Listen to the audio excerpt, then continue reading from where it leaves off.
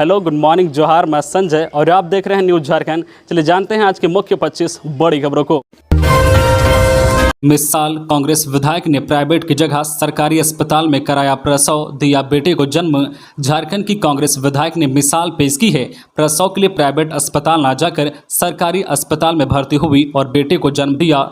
कांग्रेस विधायक ममता देवी ने शनिवार को रामगढ़ सदर अस्पताल में पुत्र को जन्म दिया। डॉक्टर सबिता वर्मा की देखरेख में विधायक की नॉर्मल डिलीवरी हुई, जिसके बाद उनके समर्थकों ने अस्पताल में लड्डू बांटकर खुशी का इजहार किया। विधायक का प्रसव सदर अस्पताल में होने के बाद सरकारी अस्पताल की चिकित्सीय व्यवस्था पर लोगों का विश्वास बढ़ा है। सदर अस्पताल के डॉक्टर भी इससे खुश हैं। इधर मुख्यमंत्री हेमंत सोरेन ने भी ट्वीट कर विधायक ममता देवी को बधाई दी है।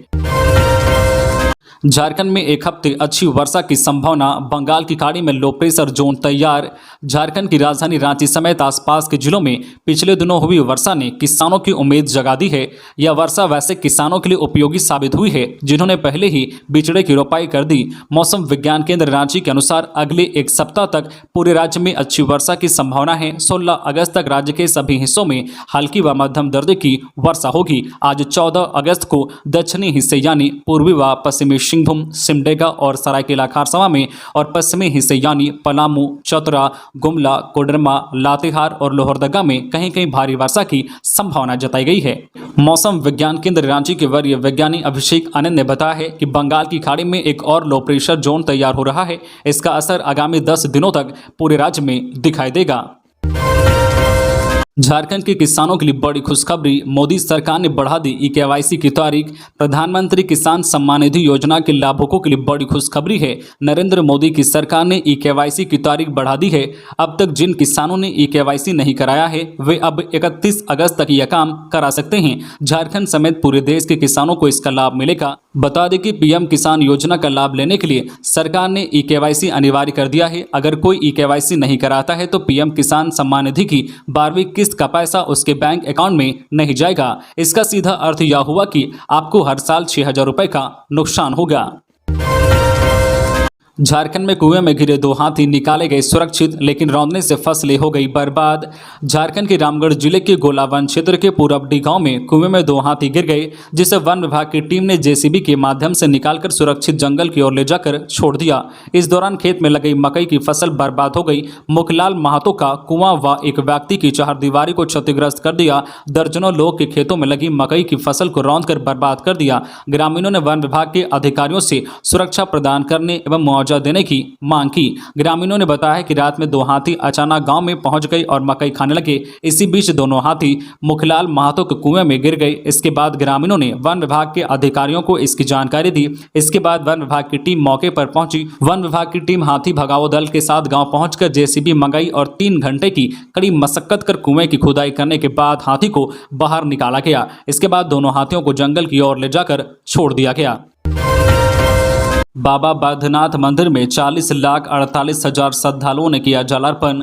4 करोड़ 61 लाख रुपए की हुई आय। देवघर डीसी मंजुनाथ भजंत्री ने जानकारी दी है कि इस बार श्रावणी मेले में कुल 40,48,438 श्रद्धालुओं ने बाबा मंदिर में जलार्पण किया। एक महीने में बाबा मंदिर में विभिन्न स्रोतों से 4 करोड़ 61 लाख रुपए की आय हुई है। मीडिया सेंटर में उन्होंने बताया है कि सर्वाधिक आय इस बार बाबा मंदिर के शीघ्र दर्शनम कूपन से हुई है। मंदिर को शीघ्र दर्शनम से 2 करोड़ 80 लाख रुपए की आय हुई है, क्योंकि इस बार पूरे माह 87,158 श्रद्धालुओं ने शीघ्र दर्शनम कूपन से जलार्पण किया। इससे मंदिर प्रशासन को 60% यानी 2 करोड़ 80,10,100 रुपए की आय हुई है। इस कूपन की 40% राशि 1 करोड़ 55,68,900 रुपए की आय पुरोहितों को हुई है। खबरों में आगे बढ़ने से पहले आपसे रिक्वेस्ट है कि अगर आप चैनल को सब्सक्राइब नहीं किए हैं तो प्लीज़ चैनल को सब्सक्राइब करके बेल आइकन प्रेस कर दें, जिससे आपको झारखंड की हर छोटी बड़ी खबर का अपडेट आप तक पहुंचता रहे। चलिए बढ़ते हैं खबरों की ओर। जनजातीय समाज को आर्थिक रूप से मजबूत करने का सीएम हेमंत सोरेन का प्रयास, बैंक लोन लेने में हो रही परेशानी होगी दूर। सीएम हेमंत सोरेन ने कहा है कि सीएनटी और एसपीटी एक्ट के कारण जरूरतमंदों को बैंक लोन नहीं मिल पा रहा है। इस समस्या के समाधान को लेकर राज्य सरकार काम कर रही है। सरकार और बैंक प्रबंधकों के प्रयास से जन कल्याणकारी योजनाओं को बृहद रूप दिया जा रहा है। सीएम शनिवार को All India Central Bank employee welfare society की ओर से आयोजित दूसरा फाउंडेशन डे समारोह को संबोधित कर रहे थे।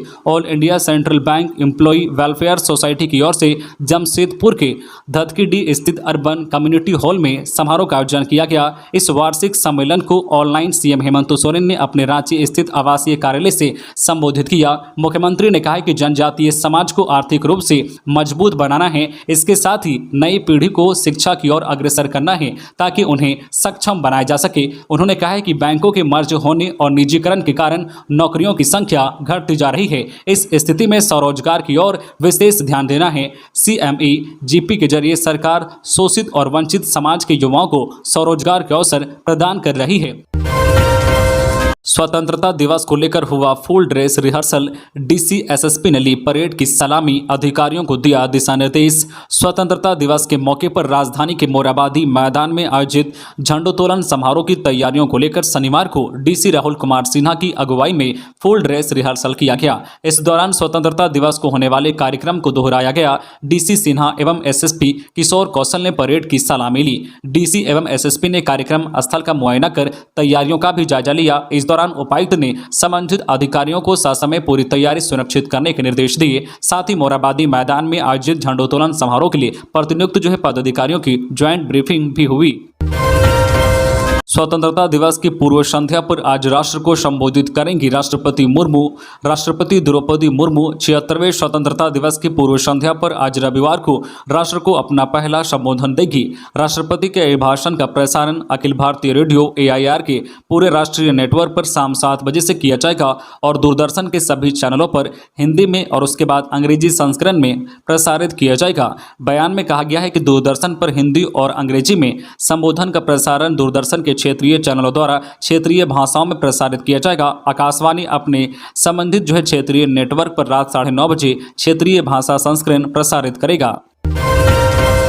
दीक्षांत समारोह में 1978 को मिली डिग्रियां, राज्यपाल रमेश बैस ने दिया ये मंत्र।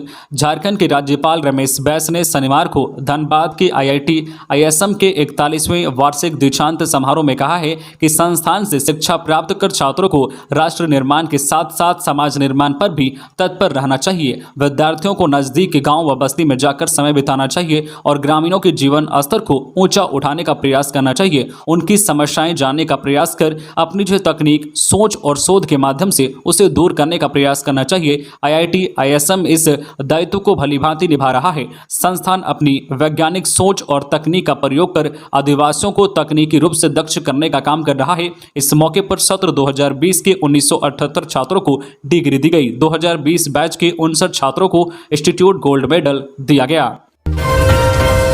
झारखंड की जेलों से 32 कैदी 15 अगस्त को होंगे रिहा। अच्छे आचरण के इनाम में मिली आज़ादी। झारखंड के विभिन्न जिलों में सजा काट रहे 32 बंदियों को 15 अगस्त स्वतंत्रता दिवस के अवसर पर रिहा किया जाएगा। प्रदेश सरकार ने इन सभी दोषित बंदियों की सजा माफ कर दी है। आज़ादी का अमृत महोत्सव के कार्यक्रम के क्रम में पहले चरण 15 अगस्त के अवसर पर बंदियों के जेल में अच्छे आचरण को देखते हुए उनकी शेष सजा अवधि माफ करते हुए रिहा करने का निर्णय लिया गया है।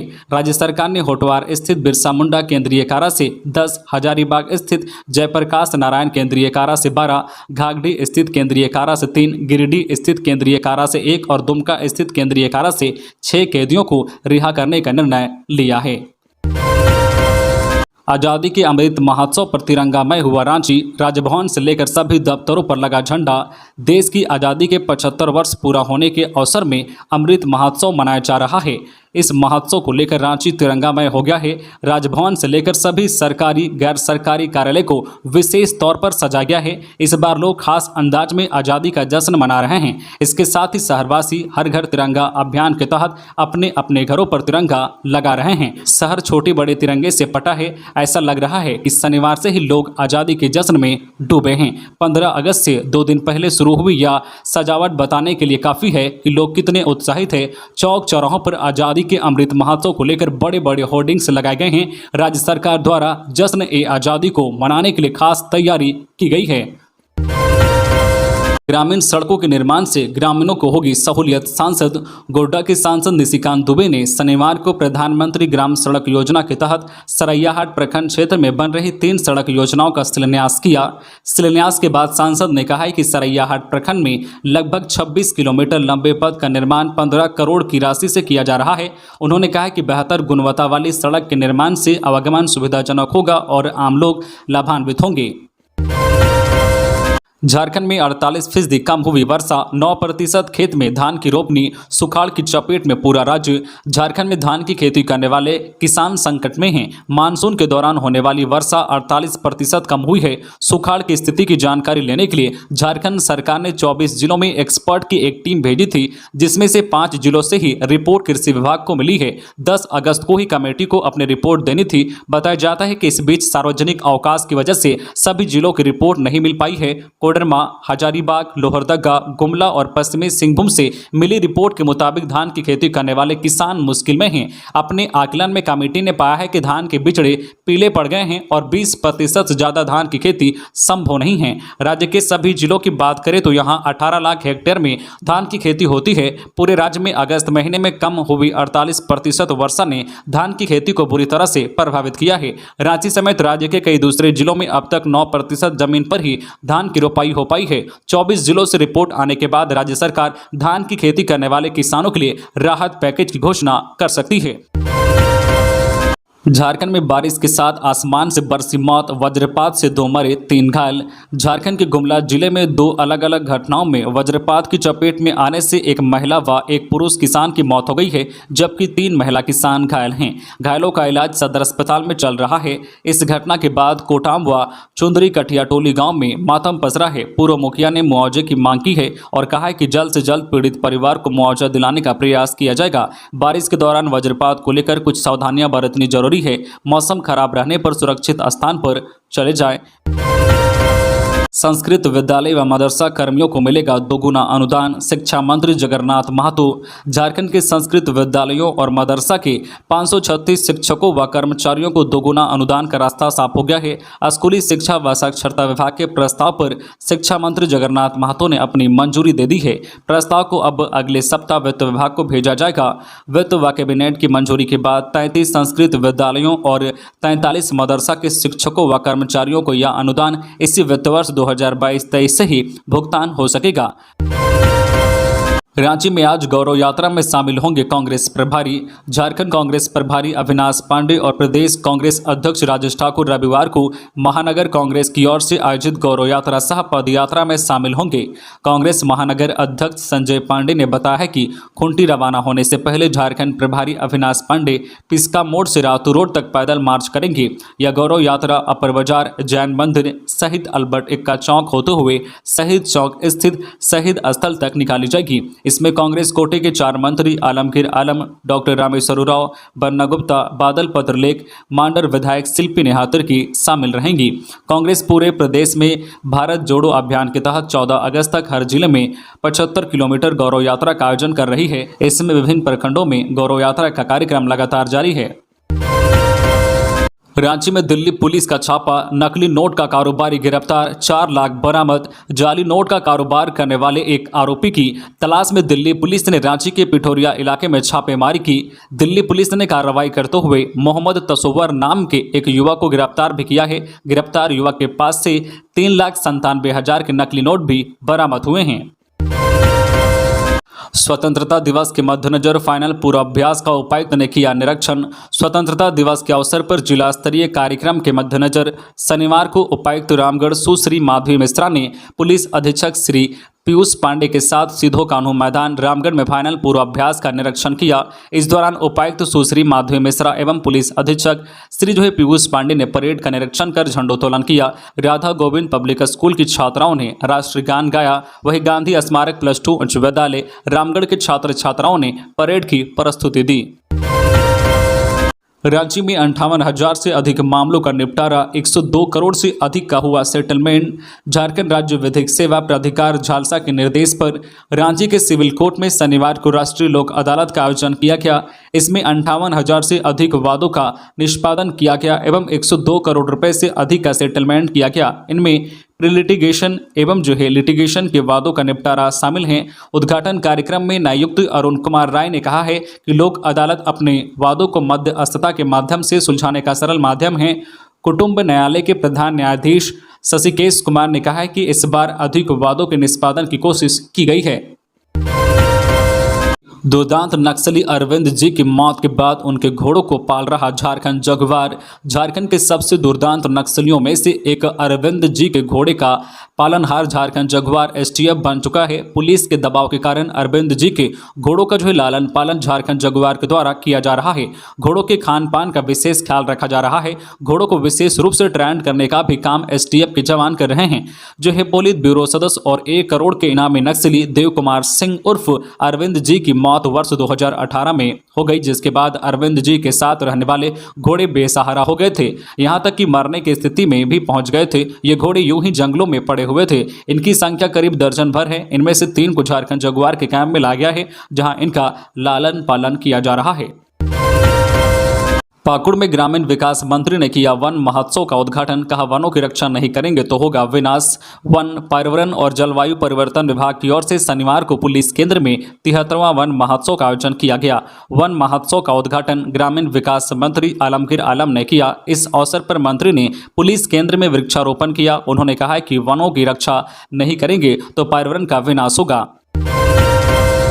पुलिस जवान की सर में लगी गोली से मौत मामले में हत्या और आत्महत्या दोनों एंगल से हो रही जांच। लोहरदगा जिला पुलिस बल के जवान ने शुक्रवार देर रात खुद की पिस्टल से सर में खुद को गोली मार ली थी, जिसके बाद पुलिस जवान की घटनास्थल पर ही मौत हो गई थी। हालांकि अब इस मामले में स्थिति संदेहास्पद भी लग रही है और इसमें हत्या के एंगल से भी मामले की जाँच की बात उठ रही है। पुलिस जवान की पहचान आरक्षी 353 आशुतोष कुमार के रूप में हुई है। वह बिहार के अंगियाओं बाजार थाना भोजपुर जिला का रहने वाले थे। जवान झारखंड पुलिस के लोहरदगा जिला बल में कार्यरत थे। लोहरदगा न्यायालय के पीपी का बॉडीगार्ड के रूप में अपना योगदान दे रहे थे। जमशेदपुर पुलिस के हाथ लगी बड़ी सफलता, 4 अपराधी गिरफ्तार। जमशेदपुर पुलिस को एक बड़ी सफलता हाथ लगी है, जहां पुलिस ने एंटी क्राइम चेकिंग के दौरान आर्म्स पेडलर समेत 4 अपराधियों को गिरफ्तार किया है। गिरफ्तार किए गए आरोपियों में मानगो निवासी मोहम्मद चांद, मोहम्मद सारिक, मोहम्मद सुभान उर्फ शाहरुख अमन गद्दी शामिल हैं। पुलिस ने इनके पास से एक देसी कट्टा, 5 जिंदा कारतूस, एक खोखा, एक स्कूटी भी बरामद की है। पुलिस ने इनके पास से एक देसी पिस्टल गोलियां भी बरामद की है। धनबाद में स्वतंत्रता दिवस का फुल ड्रेस पूर्वाभ्यास किया गया। स्वतंत्रता दिवस मुख्य समारोह का शनिवार को फुल ड्रेस पूर्वाभ्यास किया गया। Randhir Verma stadium golf ground में कार्यक्रम का आयोजन हुआ।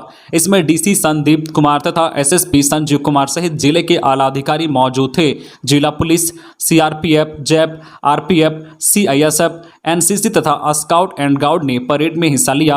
परेड का निरीक्षण किया तथा सलामी भी ली गई। मुख्य समारोह 15 अगस्त को गोल्फ ग्राउंड में ही आयोजन किया जाएगा। कार्यक्रम की तैयारी अंतिम चरण में है। आज़ादी का अमृत महोत्सव होने के कारण विशेष आयोजन भी किए जाएंगे।